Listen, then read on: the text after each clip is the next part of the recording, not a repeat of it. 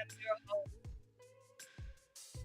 Tamar, back with another podcast report. So, what's going on in the sports news, right? So,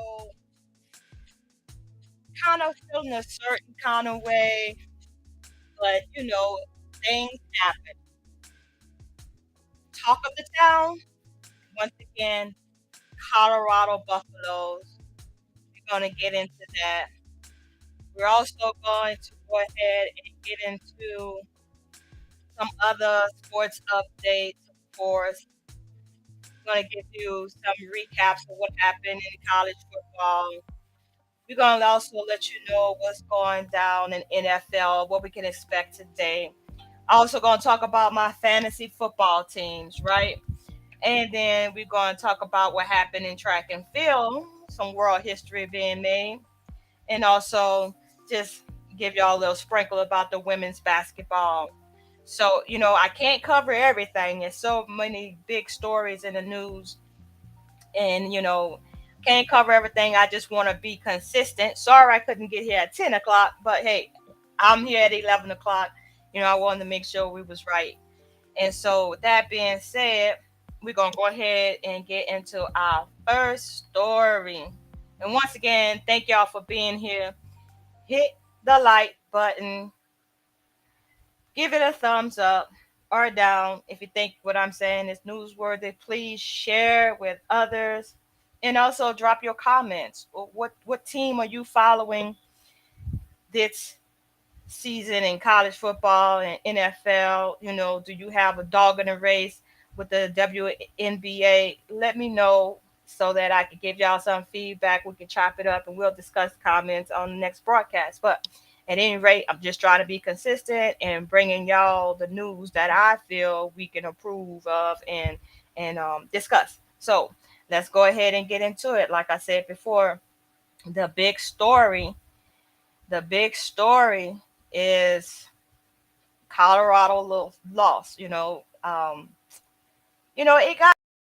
come at some point in time. You can't win all. You gotta just realize that you can't win them all. For all the confidence you can have in the world, you still gonna run across that team that's better than you, right? Every great sports figure experience some type of loss, you know, during the course of their career. So for this man, Deon, he took it like a champ. He was real man about it. He didn't make no excuses. They just didn't play well. And Colorado um, seems to not.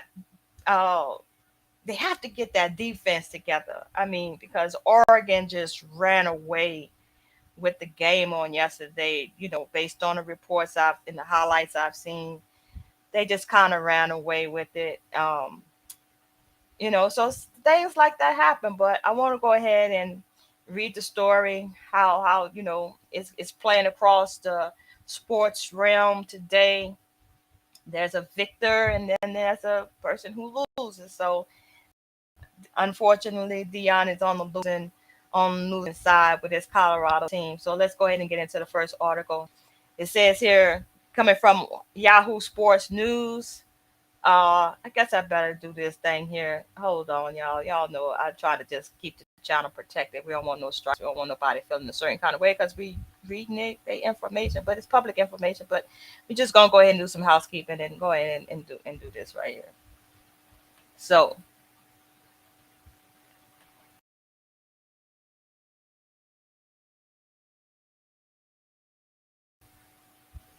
So that's housekeeping. Fair use, fair use. I'm about to read this article. Let's get into this loss that Deon Sanders experienced. Okay, honeymoon over for Deon Sanders, Colorado with blowout loss to Oregon. A good old fashioned butt kicking. That's what Deon said after after the game was over, post game press conference. This article is brought to you by Yahoo Sports, by Ross Dillinger. Let's go ahead and see how Ross summarized the game. Okay, from Eugene, Oregon. He walked off the field in a hurry, surrounded by his security team and cameramen. Deon Sanders disappeared into the dark tunnel. No celebrating this time, no high fives, no bro hugs, no smiles and waves, no receipts either. Do you believe? No such questions. We come in, think again. About 20 minutes after the conclusion of, let's call it, the Austin Stadium massacre, Oregon 42 over Colorado 6. Primetime himself nicely summed up the sordid affair. A good old fashioned butt kicking, he said, leaning back in his chair, more than 3 dozen reporters before him. It was a snoozer from the start, a bloodbath of a football game, more reminiscent of an FBS versus FCS clash, not an interconference collision of 3-0 football programs. This was bad as bad you'll ever see from a top 25 affair. I don't know about all that.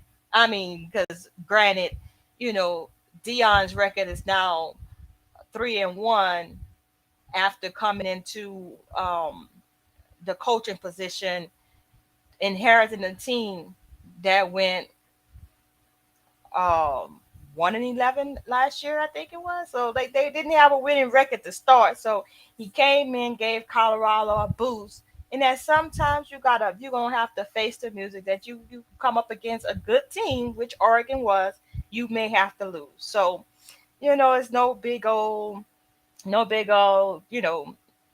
CC here, but except for the fact that the mass media hyped it all up, right? Everybody was talking about Dion, you know, commenting on his so-called arrogance, or some people are now saying that this show humble him, but everybody lose sometimes. That's what I'm just saying. Like, and it's better that he lose early in the season than you know um, have a big loss later in the season.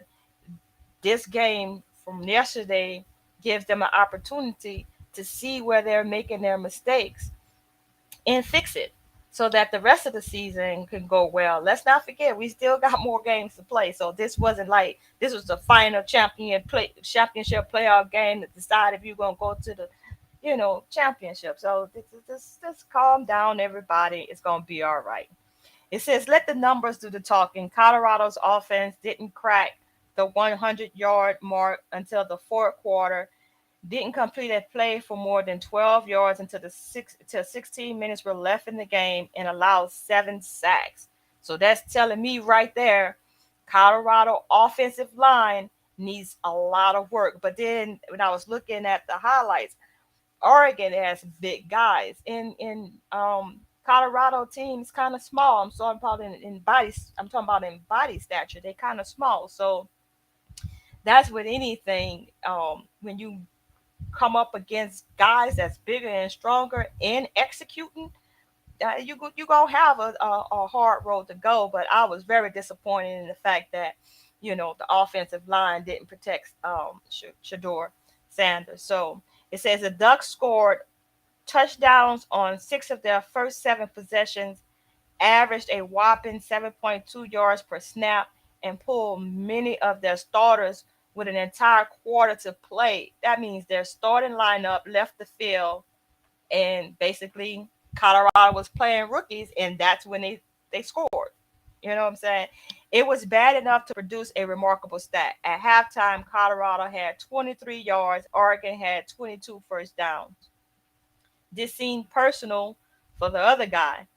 In a pregame speech aired on ABC, Oregon coach Dan Lanning fired up his team by targeting the other coaches' glitz and glamour. He says, "Today we talk with our pads. The Cinderella story is over. They're fighting for clicks. We're fighting for wins. There's a difference. This game ain't gonna be played in Hollywood. It's gonna be played on the grass." Well, I can agree with him saying that it's not played in Hollywood. It's played on the grass, and I think he's trying to make a stab at the fact that last week Deon Sanders had so many what we want to call superstars on the sideline, rooting them on, and they won, right? So I mean, that was just a little jab saying it's not gonna be played in Hollywood, I guess, and then saying that they're fighting for clicks. Like, who told you that? Who's fighting for clicks? It's the American people that's clicking in and tuning in to watch what greatness he's gonna produce week after week. It's not like they're saying, "Oh, we gonna play this good," or "I'm gonna coach this good," so that people can click on the video. Man, come on, that was kind of a cheap shot. But if that's what it took to fire his Oregon team up, to have them produce the game that they produced, well, who am I to argue with it? I mean, that that's how he feel. That's how I feel. But no, it's kind of like a cheap shot. But by the time he arrived for his post game news conference, guess who had already learned about that? I got messages about it, Sanders said. He shrugged it off. Lanning can take the shots because he won. God bless him, Sanders said. He's a great coach, he added. And then, in typical prime fashion, Sanders glared through dark shades to deliver what seemed like a message to all of college football. You better get me right now. This is the worst we're going to be. So that sounds like Coach Prime has a little bit of you know what I'm saying? Still, his what I'm saying? His his confidence is not busted because he lost a game against a good football team, right? He didn't make no excuses. He said they're a good team, right? They were bad in 34 games as college. In 34 games as a college head coach, Sanders has never lost in such a fashion. It was the worst beating of Sanders' coach team since 2016 when he led a Dallas area high school Triple A academy to a 42 nothing loss in the playoffs. Lanning piled it on, seemingly determined to embarrass the Buffaloes and their high flying coach. He attempted 2 point he attempted 2 point conversions in the first half, faked the punt successfully, and went for two fourth down tries in the third quarter while up at least 35 points. Now, that just tells me that he knew that his offense was way better than Deon's defense, and he just totally obliterated them, with time of possession for the offense, for Oregon's offense. They did a tremendous job. It was painful to watch the highlights, just to say the least. And I could not believe that was the same team. It was the same Colorado Buffaloes that played against TCU. So I don't know what we're gonna have to do to motivate these guys on defense to really horn in on their football skills and not get frustrated. Learn how to tackle, not miss tackles. Don't get burnt out there as a cornerback. I mean, there's a lot of things. So that brings the question. So Travis Hunter was absent from the game. Could that be why Colorado couldn't get anything going on offense and the defense was kind of, lame, right? Because remember last week Colorado didn't, smash it, right? It was a nail biter game down to the end. I believe it was double overtime. So Travis Hunter not being there, that may play a big part in why they struggled. So it says here, at halftime, the Oregon leading with Oregon leading 35-0, Lanning quipped to an ESPN television reporter, I hope everyone that's been watching Colorado every week is still watching. Even Puddles, Oregon's costume mascot, Needle Coach Prime, he entered the stadium donning a white cowboy hat and gold sunglasses. Man, these people, they do the most. That's okay, Sanders said afterward. He asked for this, right? So he not, making no excuses, right? So teams are trying to beat me, he said. They are trying to beat our team. That's what it really is. It it is what it is. I signed up for it. That's how you man up, right? Oh, he didn't. The smack talk, the cameras, the interviews, the tweets, the brazen, the brash, in the defense of he and his team's approach, Sanders said that they're not arrogant, they are only confident. And that's what I said. That's what I saw. You know, like you can't be timid as a football coach, because then your players are gonna be timid. So you got to go out there with some confidence that we could win week after week after week after week. And even if you don't win, you don't say, "Oh well, I suck and I'm not gonna play hard anymore." No, you go back and you look at the tapes, and then you learn from your mistakes, and you go out there and you do better. Coach Prime has said from the beginning, since the first game, that they had to tighten it up on offense. The defense was holding them down for the first two games, right? So that tells me right there that the offensive line need to get their stuff together, and other offensive players, cornerbacks, tight ends, they need to step up the game. They really do. Give Sanders credit. He took the hard questions and he answered them with bullish honesty. When a Colorado official began wrapping up the news conference, Sanders waved it off to take more questions. "I ain't got to go nowhere. I ain't got nowhere to go," he says.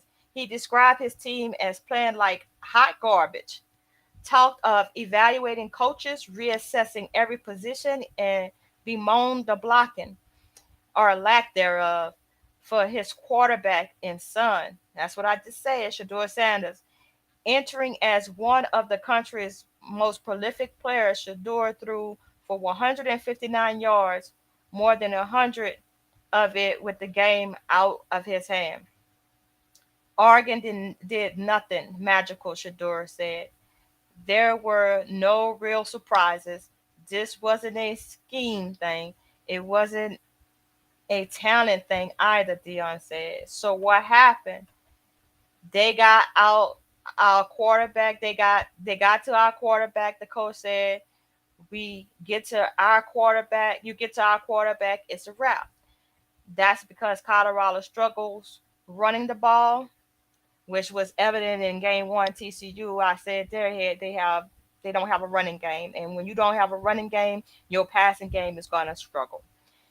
It was a bugaboo It was a bugaboo during a 3-win start to the year that came to roast at Austin Stadium in front of a rocking 59,889 people, fans, whatever. Almost 60,000 people came to watch this game, not counting everybody who watched online, right? The Buffs look discombobulated without their two-way star Travis Hunter, out for the last two more, at least out for at least 2 more weeks while recovering from a lacerated liver. Shedeur waved off the impact of Hunter's absence. "It's not why they lost," he said. "Deon thinks differently. He's the best throwing football player in the country," Deon said. "It's like you writing an article and your pen is missing." Maybe Colorado needed this humbling. "No," the coach said. "That's like saying you needed a car wreck," he said. "It's like saying you needed that. That's stupid. But maybe it's time to quiet the talk. Maybe it's time to cut off the cameras, to shut down the documentary following Prime's every move. Not a chance. One loss doesn't change a man, and maybe it doesn't need to. In fact, next Saturday in Boulder, the Stars will maybe be out more than ever. The Buffaloes host a team with more glitz and glamour than even themselves, the University of Southern California Trojans. There's no time for pity party, Sanders says. No time to sulk, no time to cry. Get your butts up, he said. He told the team, and let's go. And then in a flash, out when out he went from within the trailer that served as a visiting news conference location, out into the chilly Oregon air, out to his many admirers, even Ducks fans straining to get a glimpse of his every move. "Prime, Prime," they yelled toward him, a camera crew in tow, and a butt kicking behind him. So yeah, that's it. So I wanted to bring to y'all this video by one of my favorite sports analysts. Mr. Self Talk himself. And if you haven't subscribed to Self Talk, I want you to go ahead and go over to Self Talk and subscribe. He gives very good commentary and brings you up to date news stories over there on YouTube. So give him a thumbs up and make sure that you subscribe and hit the notification bell to be notified when he drops another video. So with that being said, let's go ahead and listen to how Self Talk broke it down, all the pre-game hype, and then the post-game response from Coach Prime. Here we go. The Cinderella story is over, man. Right? They're fighting for clicks, we're fighting for wins. There's a difference. Right? There's a difference.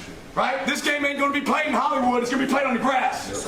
Right? It's going to be played on the grass. So it's looking like Dan Lanning, the Oregon coach, is finally one of the coaches who talked some stuff, and he had backed it up, man. Remember, before leading up to this game, Dan Lanning, he was throwing out a lot of shade at Coach Prime and his Buffaloes team. And I would like to give you guys the full breakdown of everything leading up to that. Just like how I did a breakdown breaking down the beef between the Colorado State team and the Colorado Buffaloes. If you missed that video, I'll have it linked down below, and it should be popping up at the end of today's video. So I want to do this video similar to that video. So with that being said, let's get into these clips of what the Oregon coach was saying about Coach Prime and his team before they played today. Let's check out these clips right here. I'm trying to remember what they won to affect this conference. I don't remember. You remember them winning anything? I don't remember them winning anything.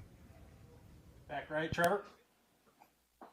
Just given the way that Deon's used a lot of bulletin board material, do you regret at all what you said at Oregon Media Day back in August? No, I don't regret anything that I've said, for this program. At the end of the day, obviously, I wasn't talking about Deon's team. I'm talking about the past and the future for our team. But if that serves as material for them, great, right? I don't think it's going to have any bearing on the game and the success. We can win in a multitude of ways. You talk about going down and having a tough game there at Texas Tech early in the season in the road, and having to do it with some takeaways and some resiliency earlier, some big special teams kicks. You talk about a team that, has been explosive at times on offense and a group that's taking care of the ball and taking it away on defense. So certainly not a complete game yet. We're still looking to have one of those. But we've got a team that's going to have a chance to have some real success this season. Preseason's over, boys. We get to play. Every one of these matter, and all of them matter from the jump anyway. But the way we practice, like these guys, I promise you, their chin straps are buckled tight, right? And they got them bra straps pulled in tight on the shoulder pads too. We don't have to change our mindset when we go out there on the practice field. I mean, at the end of the day, YouTube videos aren't going to win football games, right? You got to play the game between the white lines, and that's the plan for us this week. I'm not really concerned about outside noise. This is all about playing the game, not the occasion. So as you can see, Dan Lanning, he was pretty much standing on his comments and remarks that he was making towards Deon Sanders and his Colorado Buffaloes team. Deon Sanders, he had responded to some of those comments. Let's check it out right here. Jimmy Searfoss, 247 Sports. Oregon's head coach has spoken about Colorado a few times in the past. Is it personal once again this week? I respect the heck out of this man, what he's accomplished stepping in, taking over a program and keeping it not only rocking steady, but accelerating it. So I'm not a fan of anybody, except for, some of the celebrities that got a tremendous gift, but not in sports. I respect the heck out of him. I love what he's accomplishing. I love who he is, the way he runs his team. I love the way he operates. So I've got a lot of respect for him. So that's pretty much what Coach Prime had to say about Dan Lanning. And before they faced off today, this is what the Oregon coach had to say about Coach Prime and his team. Rooted in substance, not flash. Rooted in substance. Today, we talk with our pads. You talk with your helmet, right? Every moment. The Cinderella story is over, man. Right? They're fighting for clicks, we're fighting for wins. There's a difference, right? There's a difference, right? This game ain't going to be played in Hollywood. It's going to be played on the grass, right? It's going to be played on the grass. 3 phases. There's a lot to be impressed by. What impressed you most? Not done yet. We were composed. We executed at a really high level, but not done yet. We're not satisfied. I hope all those people that have been watching every week are watching this week. I think they are. What did you think of Bo's efficiency there in the first half? Bo's an elite quarterback. Hopefully the nation sees that today. Thanks for the time. Appreciate y'all. And Coach Prime himself, he even came out and addressed those comments as well. So with that being said, let's check out what Coach Prime had to say about Dan Lanning comments. Here's the video. It translates in practice. It is. I don't say stuff just to say it for a click, contrary to what some may say. But I keep receipts. But I'm serious. I analyze and I understand what we're up against and what we have and what we need. One thing that I could say honestly and candidly, you better get me right now. This is the worst we're going to be. You better get me right now. Now somebody, I got messengers. God bless him though, man. He's a great coach. He did a great job.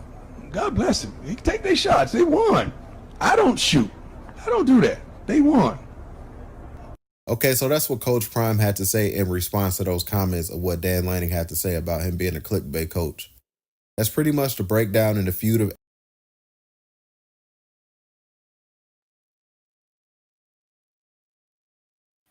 All right. So pretty much everybody heard what Coach Prime had to say. The question is, will he make a comeback? Will he win in the next episode? Y'all stay tuned, and Achoti Speaks will bring you the news because I'm following that team very closely. But in other college sports news, right, we have some more college sports news to talk about, and make sure I get the right one up. Right. Here we go. Let me share my screen. Give y'all some scores from yesterday. Let me see here. Some scores from yesterday.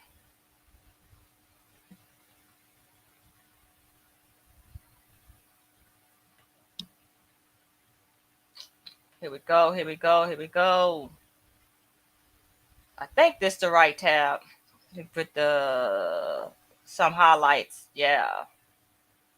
So of course, in other sports news, college sports news, we have was there a bigger winner than number 4 Ohio State? The Buckeyes secured the premier victory of the weekend. I don't know if that's true, but staging a come from behind victory to score a last second touchdown and beat number 9 Notre Dame 17-14 in South Bend. The Buckeyes may have had the biggest win of the conference, but there was more to the Big Ten than just their comeback win. Michigan overcame in an early touchdown by Rutgers to beat the Scarlet Knights 31-7. Wow, that was a good game, and not for for Michigan, right? And Jim Harbaugh's first comeback from suspension. Number 7 Penn State was also dominant in its win over number 24 Ohio, beating the Hawkeyes 31-0. So we had a lot of games that was just smashed. They just went out there and played hard, hoping to get some prime time. Anyways, primetime fame is going around, and there's a lot of other football teams out there, college football teams out there that are trying to maintain their status in the pack, in the pack and Big Ten and whatnot. So we still have a long road to go, many games to be played. So we'll see how it all turns out in the wash. And so they said the Hawkeyes, Iowa setting offensive coordinator Brian France back a ways in his bid to score 25 points per game. All right, so that part. It wasn't all roses for the conference. However, Wisconsin beat Purdue 38-17 on Friday, but lost running back Chaz Malusi to a brutal leg injury. Let's all pray that he makes a speedy recovery. Take your time, young blood. Injuries like that can affect your whole career. So let's pray that he makes get well soon. And Michigan State still dealing with the fallout of the Mel Tucker suspension, was thoroughly outplayed in a 31-9 beat by Maryland. So as y'all can see, college football has some smash, we ain't playing with y'all, shut them down type games this past weekend. So let's talk about Bryce Young. Let's talk about Bryce Young's injury. So the Panthers quarterback Bryce Young suffered an injury. And let's see what they have to say as far as an update. For sports fans, few things are more exciting than watching a young player burst onto the scene.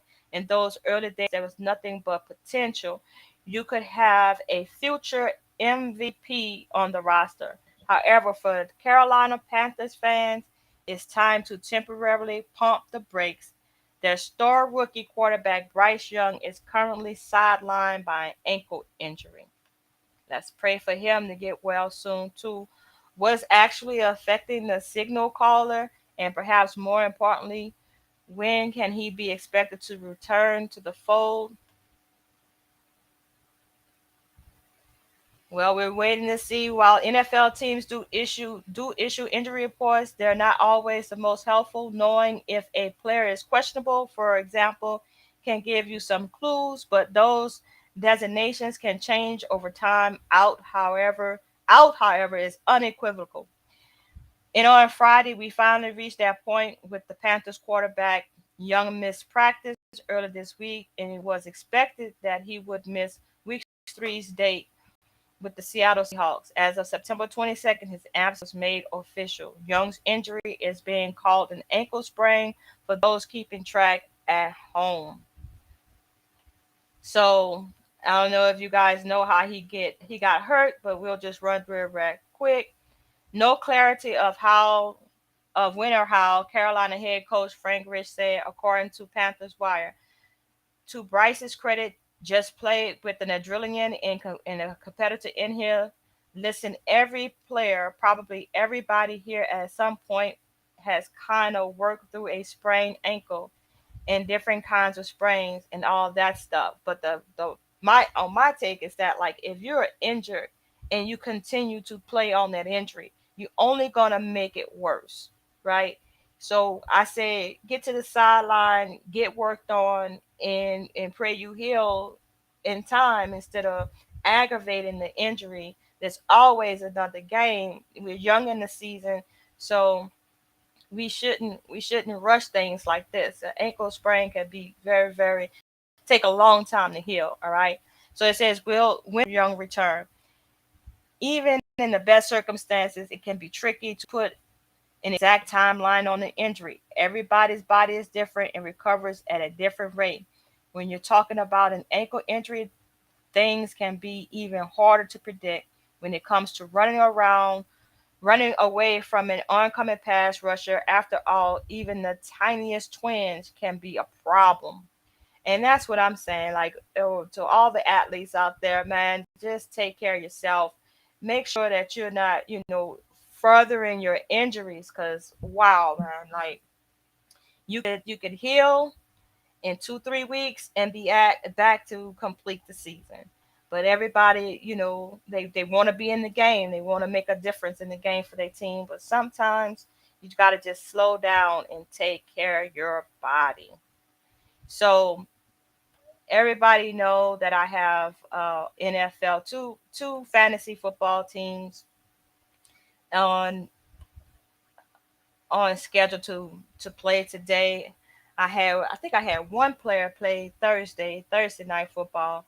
But let's check out my fantasy football team and see how we're lining up today. Let's go with the NFL. No, let's go ahead and go with the Yahoo fantasy team.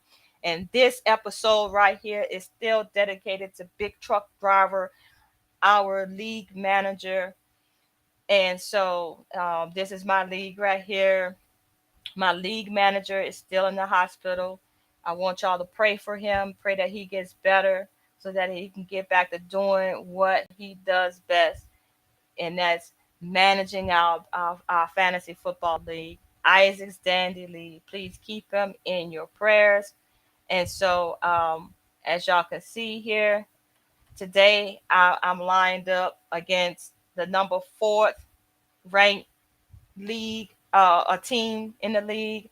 I'm holding it down in the third place position, but they have me slated to lose this week by let's say about 10 points. However, last week my team really surprised me.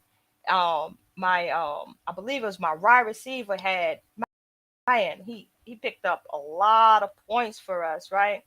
So and I came out victorious. I mean, woo! It was a really big win for me, right? So this I have starting lineup here is Jalen Hurts. I didn't have a wide receiver to swap out for Brandon because you see that he's listed as. Wait, hold up, let me share this tab. My bad. All right, so should be sharing the screen now.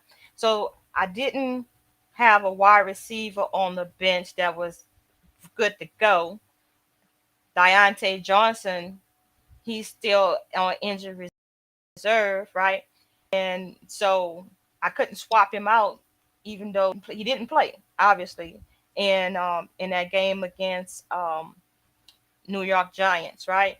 But today's starting lineup, I have Jalen Hurts. He's going to play on Monday, and then I have Mike Evans playing on Monday. I got at running back Rodamar Stevenson playing with New England against the New York Giants today, and they're probably playing right now. It says 10 a.m. on Sunday. I have running back James Cook with the Buffalo Bills playing. I have Evan Ingram today. DeAndre Swift plays on Monday. And so that's my team. So they're predicting that I'm going to lose to Spank-a-Dank. So we'll see if Jalen Hurts just keep humming that ball down the field. We'll see what my defense going to do. My defense for today, I'm going with Baltimore as opposed to New Orleans. So y'all know if it. Let me know if I should switch that. I don't know. I think Baltimore is going to do their thing over Indianapolis. So we'll see. We'll see. So that's that team. Now here is the NFL fantasy team, right? Let's go. Let's go. Let's go. So last week it was a blowout. I went up against Aaron and I beat him 130 points to 88 points. And this is what they say the recap was, right? NFNC Sports hands late beating to Aaron establishes early season dominance. All right. So NFNC Sports thrashed Aaron 130 to 88. They were led by Raheem Mostert. That's that dude with 25 points off of 2 touchdowns, and Jalen Hurts 193 passing yards, 35 rushing yards, 1 passing touchdown. He threw 1 interception, but he rushed for 2 touchdowns. Who scored 200? So Jalen Hurts scored 25 points. Heading into Sunday, NFNC Sports was out in front 30 to 28. That advantage evaporated by the end of the early Sunday games, and they trailed by 10. However, NFNC Sports came out of the Dolphins Patriots Sunday night game ahead by 49 points. So, as you can see, this week NFNC Sports gets the home Debo 1-1. He's 1-1 while Aaron faces mean 2-0, right? So let's see with this game, my team who I have starting today. So starting today, of course, we got Jalen Hurts. He's gonna play on Monday. Raheem, hope he do another one of his get up and go type things at the running back position. We need that. We're gonna need you to come through. We're gonna need you to come through. Plays today, 12 o'clock game. Okay, then we got running back Joe Mixon. He's playing Monday night as well. We got Chris Goodwin at wide receiver playing Monday night.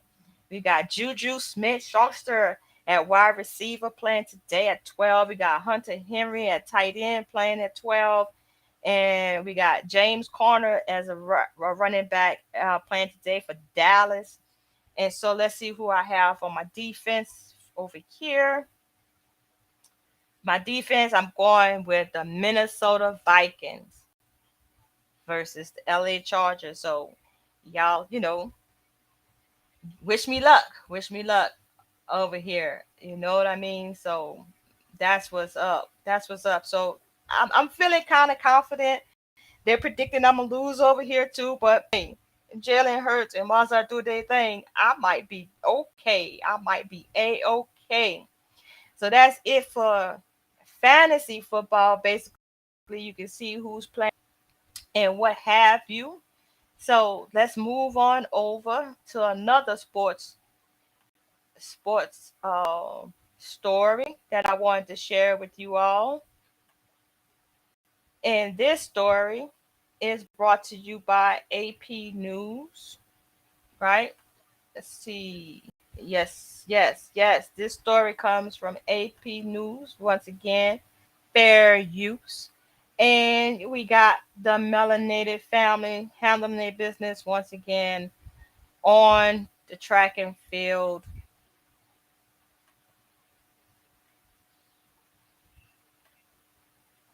All right, so it says Tijet Asefa shatters the women's marathon world record by more than 2 minutes in Berlin.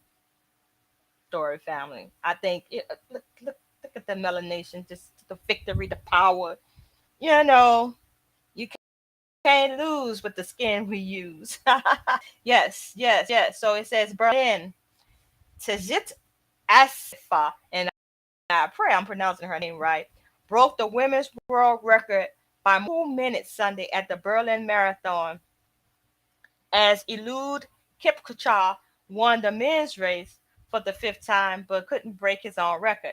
Ethiopian runner Asifa, the winner in Berlin a year ago, ran the race in 2 hours 11 minutes 53 seconds to break the previous women's record of 2 minutes 2 hours 14 minutes 4 seconds set by Kenya's Bridget Koski at the Chicago Marathon in 2019. Asifa sank to her knees after crossing the line and raised her arms, then celebrated with the flag of Ethiopia. She was nearly 6 minutes clear of any other runner in Sunday's marathon, with Sheila Chepikori of Kenya second in 2 hours 17 minutes 49 seconds, and Tanzania's Magdalena Sharua third with 2 hours 18 minutes 41 seconds. So just melanin just blazing all over the place and taking all those real records. I'm just like, we doing it. Asifa once specialized in shorter events on the track and competed in the heats of 800 meters at the 2016 Olympics, but found much more success after switching to road running in recent years. She ran her first marathon in March 2022 in Rada before winning in Berlin in a course record time of 2 hours 15 minutes and 37 seconds last year. So shouts out to her for taking the world record. I say shouts out to that sister. Now, I haven't talked about women's basketball. Let me go to that article because the women basketball team is doing their thing, you know, and they're going into the playoffs. Where is it? Where is that story? Okay, here we go. Let's go ahead and share this tab for y'all. Try to do this so I can get to some other business. Preparing for NFL games today. I'll be listening in. Can't really be watching it. I got some other business to take care of. But at any rate, here we go. WNBA playoffs preview, semifinal schedule times, where to watch, and results. So I don't know how many of y'all are basketball fans, but we cannot miss a sleep on these women doing their thing on the court. So let's go. After the first round of the WNBA playoffs, the highly anticipated final showdown between Las Vegas Aces and the New York Liberty is still on track. The Dallas Wings and Connecticut Suns are looking to derail that train. It will not be easy as the Aces are the reigning WNBA champions with a stacked roster. Aja Wilson, Kelsey Plum, Jackie Young, Chelsea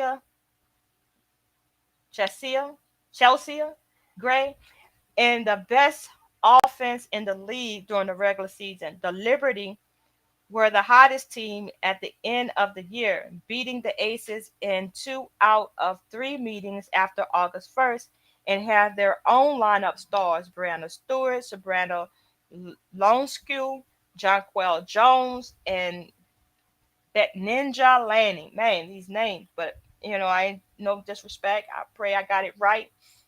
They said, let's take a look at the WNBA semifinals. A dozen of WNBA teams play a 40-game regular season, with the top 8 advancing to the playoffs. The first round is a best of 3 that just concluded, setting up the best of 5 semifinals starting September 24th. That's today. And then the WNBA finals beginning on October 8th. So don't sleep on the women's basketball. Try to find a station or a channel that's putting it down and bringing it to you all. And of course, I'm going to start giving you all the results every Sunday. Hopefully at 10, but if not at 10, definitely 11. I'm trying to stay committed to that because every once in a while you just need to take a breath and do something fun. And this is NFNC Sports, and we got to keep it light. Keep it light. All right, so WNBA playoffs first round results. Las Vegas Aces beat Chicago Sky 2-0.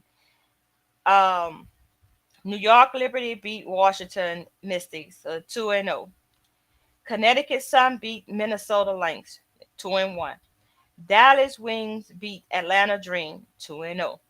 All right, so that's when I say 2-0, that's where they are in the playoffs, right? They've gone 2 games to their none, right? So then WNBA playoff semifinals. Las Vegas Las Vegas Aces versus Dallas Wings. They're ranked number 4. Dallas being ranked number 4. Number 1. I mean, sorry. Las Vegas ranked number 1. Dallas ranked number 4. So that game is to be set today on ESPN2.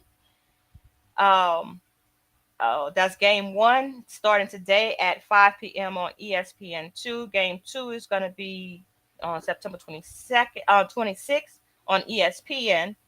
Dallas, when they play game 3, Dallas on September 29, ESPN2, and then at Dallas, ESPN on October 1st. Game 5 at Las Vegas, October 3rd at ESPNU. So it says here that this is a touch matchup for Dallas, starting with Ajay Wilson, who was just named WNBA Defensive Player of the Year for the second straight year and is a serious MVP candidate. However, in the regular season meetings between these teams, it was Kelsey Plum who shredded the Wings, averaging 23 points a game, shooting 45.8% from the three, and dining out 5.7 assists a game.